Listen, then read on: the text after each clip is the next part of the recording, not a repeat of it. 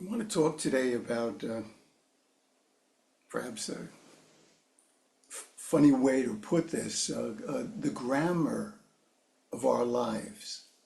I want to talk about the grammar of our lives.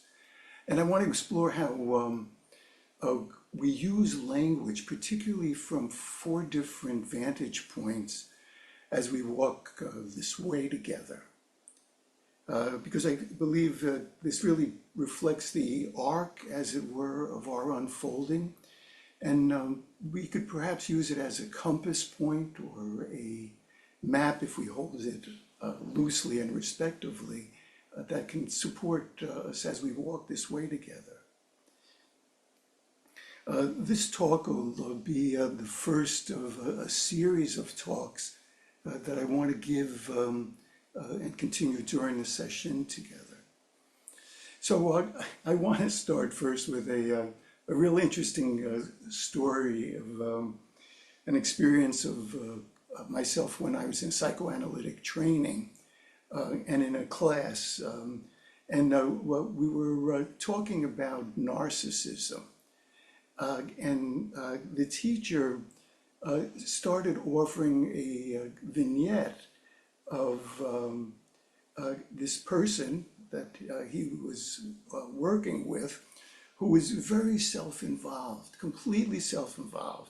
And they had been working on it, apparently. And then at this particular instance, the person realized that he had been talking too much about himself. So he says to his analyst, his teacher, and he says, "Oh, now it's your turn. Tell me what you think about me." This particular teacher was a jokester. He also happened to be my analyst, and maybe I picked up a little bit of that jokester quality in him. But I want to start with this a joke, as it were, about narcissism, because it's no joke, and it's not a joking matter. And in that class, I don't remember specifically, but I could imagine us all laughing. It is funny, but we were laughing probably because we clearly recognized ourselves. And this is a touchy topic, our own narcissism. First of all, what I want to say about our narcissism is that we all come by it honestly. It's not malicious on our part. It's not from some morally bankrupt place within ourselves. But it comes primarily from a psychological function, like as we grow, our ego has to separate, particularly from the world of the undifferentiated life that was experienced in the womb with the mother. And it develops this function to maintain, expand, and continue life. So that there's nothing morally wrong with this. And it needs to know what's me and what's not me. Otherwise, we can't successfully navigate this very complex life. Any of you who are parents or who have had the privilege of being around little kids, you could see exactly when this point arrives, because the language becomes me, mine, myself. So you could see that moment of separation. So we come by it honestly. But because just the way we are in the world, psychologically, it's no stretch to say we come to experience ourselves as the center of our world. Because we are the central processing place of all sensations. So it's no stretch to think we are right in the center of the world. So we're wired to protect and maintain expand and position ourselves in the outer world. But it has consequences for our doing the same thing in the inner world. So this narcissistic self it offers really a glorious paradox. When we study the self as Dogen instructs us, we begin to see that the small self is the king and queen of the discriminatory mind. So the paradox is this self, this narcissistic, egocentric self, really situates itself as the small self with all its problems. So the language, and going into the grammar of this, that we use is the declarative sentence. The declarative sentence. And I think it's fitting because it's the declarative sentence in the first person singular is, I am this. And whether we like it or not, it's the preoccupation of all of us. And if we don't see this, we're hobbling ourselves, we're tying ourselves up, and we're trapping ourselves. And I think it's like the undetected carbon monoxide of our psyche. It can and it will silently kill us if we're not paying attention, because it fosters a death of soul, this existential, psychological separation that touches our psychology, our spirituality, and our very life. And it is, as a result, paradoxically isolating, because we are cut off in our own experience of self. This narcissism really is the Midas touch of our existence. It gives us a sense of safety and standing, strength and status. But what it does is it isolates us. Anything we touch from that perspective isolates us. And we're disconnected from ourselves, from the people we love around us. We're not fully connected from the mostly lovely, ordinary lives we have, from the beauty of nature. And I could say from the absolute, from God, whatever you want to call that mystery we live in. We're isolated from it. We're not fully present. So this is life and death stuff. If unattended, we become hollow people, walking dead, if you will. So I want to continue this exploration of the other languaging of our journey on this path. And I want to ground it in the 3 sutras of our morning service. We could hold it loosely, but we could hold it as we see the arc of our unfolding. And just to set the table correctly here, if we look at the sutras, we could very easily think we're talking about essential nature in all its forms. We are. But we are talking about ourselves at the end of the day. We're talking about our essential nature. This is not abstract Buddha nature.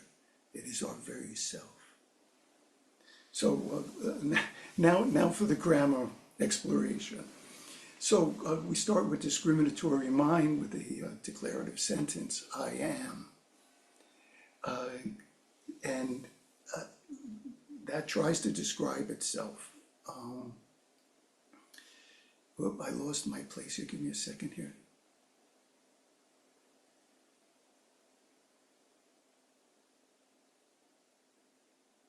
So when we look at the Heart Sutra, you'll see very, very quickly, and you'll notice this hopefully as you chant it in the future, that the grammar of the Heart Sutra is I am not or is not. It's all negation. And if you go through it, there are no verbs, active verbs, except when the sutra is talking about bodhisattvas or us who are listening to it. But the language of the grammar of the Heart Sutra is not. Is not. So if we look closely at this, no matter what we point to from this perspective and say it's that, or I am this, the Heart Sutra shouts, it's not that. You are not that. So that's the grammar of the Heart Sutra. And if we could really metabolize that, there is colossal freedom there. And the topic of maybe, not maybe, but my next Dharma talk. But then if you look at this in contrast to the embodiment of sameness and difference, and when they talk about the absolute and the source, as they call it, it's all action, it's all verbs. It's these lovely verbs. You may have heard me say this before: shining, branching, flowing, intermingling, merging, interacting, keeping, making, distinguishing, coming, walking, expressing, fitting into. And these verbs are even more wondrous when you put them in the wonderful metaphors that the author of this puts out for us as it explores, yes, essential nature, but ourself. So the Heart Sutra says what we are not, but the embodiment of sameness and difference adds to it. It says that we are action, we are movement, we're expressions, we're manifestations of the never-ending, never static, forever changing mystery that's our life. This moving, changing mystery, which is us. Again, colossal freedom when you think about it. And then finally, the grammar of the Kanzeon, the embodiment of engaged compassion. It's a variation on the original declarative sentence of the narcissistic self, I am. But what it does is it hijacks it and co-opts it and adds a simple clause to it. And this clause shifts everything. And the new declarative sentence reads, I am for others. I'm for others. So this reorients us, regrounds us in not being for ourselves, but for the people, the world, everything around us, the living universe. So it's telling us I exist not to build safety and standing, not to strengthen ourselves and our own status, but that I exist for others. I exist for love. So summarizing, as we walk this path, the thing that opens for us is this ability to enter the freedom of I am not this or that, the freedom of the Heart Sutra. And then it brings us into the exuberant self of the embodiment of sameness and difference, where we see we're verbs rather than nouns, we're motion rather than grasping nouns and ways of solidifying ourselves. And then we move into the joyful, heart-expanding experience of living for the other in the Kanzeon. So wherever we are in the path, and I'm sincere about this, we have to deal with the narcissism of our discriminatory mind. It's a given. And I want to sound a warning for myself foremost, for all of us. We are here. We're dedicated practitioners. We are really trying our best. And we choose not to live narcissistic lives. But we could get complacent because as we move more and more deeply, the way this discriminatory mind uses the energy of the discriminatory self that is always making sure it knows where we are in relationship to the rest of the world and make sure we're safe and all of those things we spoke about. And it's active every day because just that's the way we're built. So I make a recommendation. It's not an easy one. It's one that I take to myself too. And I invite you not to be afraid of this declarative sentence. I am a narcissist. Name it. We are. And it's freeing. Especially when the awakened self can say to us, yes, but it doesn't define you or condemn you to live this way in a trapped existence. And it's freeing when the awakened self can say, you are now to live for others, which is no other than living for yourself. So if we want to throw a bone to the hungry, narcissistic, discriminatory self, let it chew on this. We have a self that is as big as the universe, and we're at the center of it. Of course, it's this infinite circle whose center is everywhere, and the circumference is nowhere.